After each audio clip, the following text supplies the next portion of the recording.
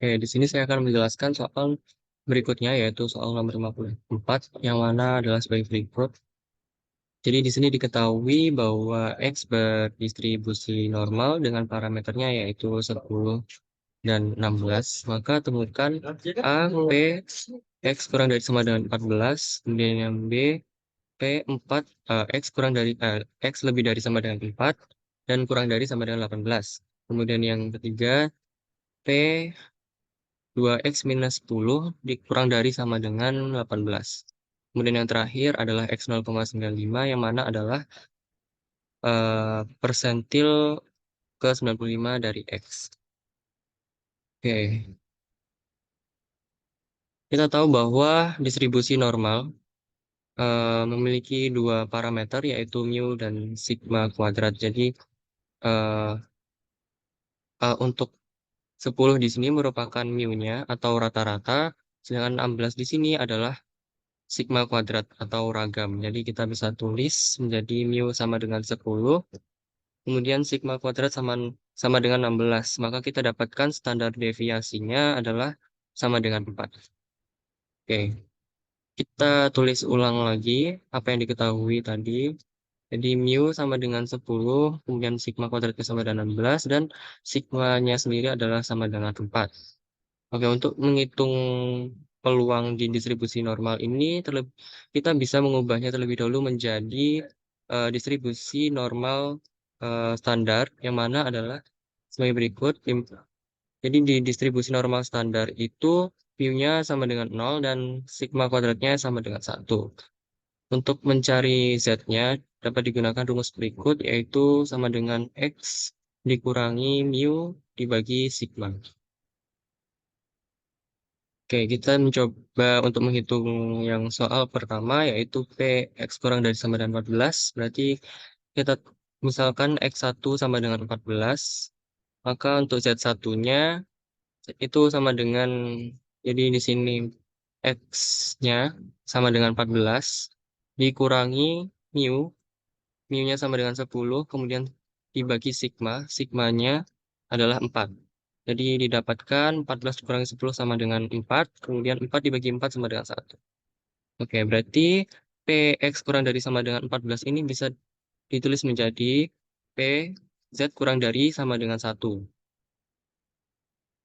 Nah, di sini ada simbol CDF, CDF dari distribusi normal standar.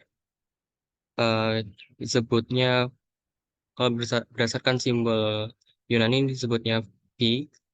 Jadi P1 didapatkan hasilnya adalah sama dengan 0,8413. Nah, 0,8413 ini bisa dilihat di tabel eh, CDF distribusi normal standar.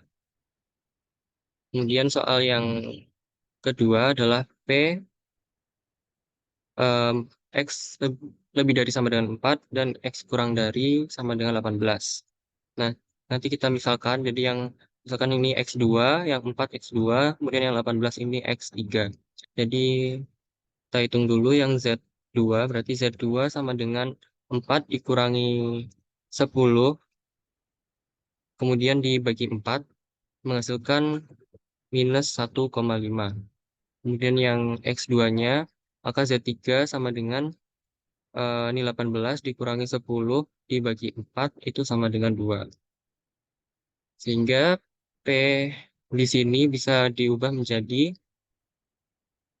P Z lebih dari sama dengan minus 1,5 dan Z kurang dari sama dengan 2.